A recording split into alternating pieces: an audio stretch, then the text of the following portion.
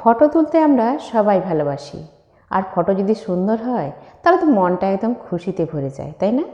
কিন্তু ফটো তোলার সময় একটা বিষয় খেয়াল করেছেন কি? আমরা যখন ফটো তুলি, ক্যামেরা যখন ফিট করি, তখন ক্যামেরা শুধুমাত্র তার সাবজেক্টের উপরেই ফোকাস করে। যার ছবি সে তুলছে শুধু তার দিকেই সে ফোকাস করে, তাকেই পয়েন্ট করে, আর বাকি সব কিছু ব্লার করে দেয়। তারপরে সুন্দর ছবিটা ওঠে। আমরা কিন্তু সেটা কেউ খেয়াল করি না, সেটা নিয়ে ভাবিও না। কিন্তু এটা নিয়ে একটু ভাবা যাক, চলুন। আমি শ্রাবন্তী আজ আপনাদের একটা সুন্দর কাহিনীর মাধ্যমেই আমাদের জীবনে একটা গুরুত্বপূর্ণ পার্ট, ঠিক ওই ফটো তোলার মতোই বিষয়টা জানাবো। তো বন্ধুরা, আজকের গল্পটা ভীষণই ইন্টারেস্টিং হতে চলেছে, তাই স্কিপ না করে পুরোটা শুনুন। একটি ছেলে গ্রামে তার বাবা মার সাথে থাকতো। ছেলেটির বয়স এই বছর 10 হবে। ছেলেটি পড়াশোনায় ভীষণই মেধাবী, পড়াশোনা আগ্রহ তার প্রচুর, কিন্তু পড়াশোনা করার মতো সময়ই তার নেই, কারণ ঘরে অভাব। বাবা সারাদিন মাঠে অক্লান্ত পরিশ্রম করে, আর ছেলেটি সারাদিন তার বাবাকে ওই মাঠে কাজে সাহায্য করে। তাই তার পড়াশোনার সময়ই হয় না। সারাদিন কাজ করার পরেও সন্ধ্যাবেলা যেটুকু সে সময় পায়, সেই সময়টুকু সে তার পড়াশোনা নিয়েই থাকে। তার পড়াশোনার প্রতি এই আগ্রহ, এই মনোযোগ দেখে গ্রামবাসীরা তাকে সবাই খুব ভালোবাসত। ছেলেটি মাধ্যমিকে খুব ভালো রেজাল্ট নিয়ে পাশ করে। গ্রামের সবাই তাকে নিয়ে গর্ব করে, তাকে মাথায় তুলে রাখে, আর বলে এই ছেলেটি হচ্ছে আমাদের গ্রামের গর্ব, আমাদের গ্রামের মুখ উজ্জ্বল করেছে এই ছেলেটি। তাকে সবাই ভীষণ ভালোবাসে, খুবই প্রশংসিত হয় সবার কাছ থেকে, এবং সবাই অপেক্ষা করে থাকে যে 12-এ সে কেমন রেজাল্ট করে। কিন্তু কোনো কারণবশত 12-এ তার পরীক্ষাটা একটু খারাপ হয়, এবং রেজাল্টও খুবই খারাপ হয়। শুধু তাই নয়, 12-এ সে একটি বিষয়ে ফেলও করে যায়। আর গ্রামের লোকেরা তার এই রেজাল্ট দেখে, যে মানুষগুলো একটা সময় তাকে নিয়ে এত প্রশংসা করত, এত ভালোবাসত, এত গর্ব করত, তারাই তখন তাকে নিয়ে বিভিন্ন কথা বলতে থাকে, তাকে উপহাস করে, কথা শোনায়, ভৎসনা করে, আর বলে তুই আমাদের গ্রামের কলঙ্ক, আমাদের গ্রামের নাম ডুবিয়েছিস।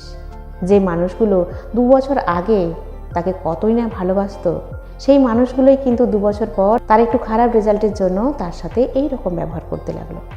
যখনই সে বাইরে বেরোতো, সবাই তাকে নিয়ে হাসাহাসি করত, উপহাস করত, অনেক কথা তাকে শুনিয়ে বলতো। খুব খারাপ লাগতো তার। একদিন এইরকমই গ্রামবাসীদের কাছ থেকে কিছু কথা শোনার পর তার মনটা ভীষণ খারাপ হয়ে যায়, আর সে নদীর ধারে মন খারাপ করে একাই বসে থাকে। সেই নদীর ধারে একটি কুটিরে একটি সাধু বাবাও বাস করত। সেই সাধু বাবা কুটির থেকে দেখেন যে ছেলেটি নদীর ধারে একা খুব মন খারাপ করে বসে আছে। তখন তিনি তার কাছে আসেন, আর তাকে জিজ্ঞাসা করে যে তুমি এত মন খারাপ করে কেন আছো বাবা? তখন ছেলেটি সব কথা বলে, আর খুব দুঃখ করে যে যে মানুষগুলো আমাকে এতটা ভালোবাসতো, আদর করতো, গর্ব করতো, এত প্রশংসা করতো আমার, সেই মানুষগুলো এত বদলে গেল কি করে? কিন্তু আমাকে আবারও পরীক্ষা দিতে হবে, পাশ করতে হবে, কিন্তু আমি তো এদের কথা শুনে পড়াশোনায় মনই বসাতে পারছি না। কোনোভাবে আমি আমার মনকে স্থির করতে পারছি না। তাহলে আমি কি করে পড়াশুনো করব? সারাদিন ওদের কথাগুলো আমাকে ভীষণ আঘাত করে, আমি ভীষণই নিরাশ হয়ে পড়েছি। তখন সেই সাধু বাবা বলেন যে তুমি বাড়ি যাও, কাল তুমি এই কুটিরে আমার কাছে এসো, আর তোমার মাকে বলো আমার জন্য 1 ঘটি দুধ পাঠাতে, আমি খাবো।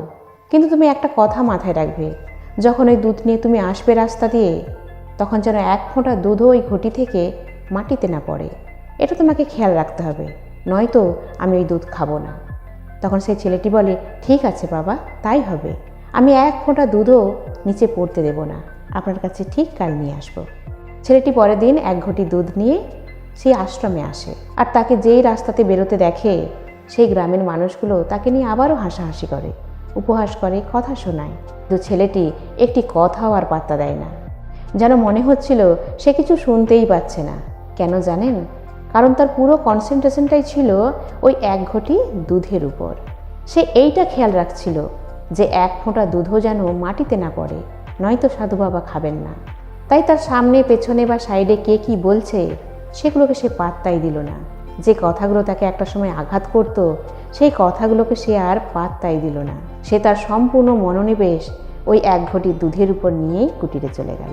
তো বন্ধুরা, এই গল্পটা ঠিক সেই ফটো তোলার মতোই। ক্যামেরার উদ্দেশ্য যেমন সুন্দর ছবি তোলা, তাই সে শুধু ছবিটার উপরেই লক্ষ্য রাখে, সেটার উপরই ফোকাস করে, সেটাকেই পয়েন্ট করে, আর বাকি সব কিছুকে ব্লার করে দেয়। সেই রকম তুমি যদি তোমার লক্ষ্যে পৌঁছতে যাও, তাহলে সেই লক্ষ্যটাকে স্থির রাখো, তার উপর ফোকাস করো, সেটার উপরে পয়েন্ট করো, আর বাকি পেছনে কে কি বলল, সামনেই বা কে কি বলল, তাকে কখনোই পাত্তা দিও না। তুমি যদি তোমার লক্ষ্যে স্থির থাকো, তাহলে সাইডের কথাগুলো কখনোই তোমার কানে পৌঁছবে না। আর যদি পৌঁছেও যায়, তাকে তুমি ইগনোর করতে তখন শিখে যাবে। কেউ একটা খুব ভালো কথা বলেছিল, যদি তুমি সফল হতে চাও তাহলে তোমার লক্ষ্য বরাবর এগিয়ে চলো, কারণ তোমাকে লক্ষ্য থেকে টেনে নামানোর জন্য, লক্ষ্যভ্রষ্ট করানোর জন্য লোক তো আছে, তাই না? অতএব এই লোকের কথায় কান দিও না। কে কি বললো আর কে কি ভাবলো সেটা নিয়ে তুমি ভেবো না। তুমি শুধু ভাবো যে তুমি তোমার লক্ষ্যে পৌঁছবে কী করে। আর সেই লক্ষ্য পর্যন্ত তুমি যখন পৌঁছে যাবে না, তখন ওই লোকগুলোই তোমার প্রশংসা করবে। অতএব যারা বলছে তাদের বলতে দাও, তুমি তোমার লক্ষ্যে স্থির থাকো।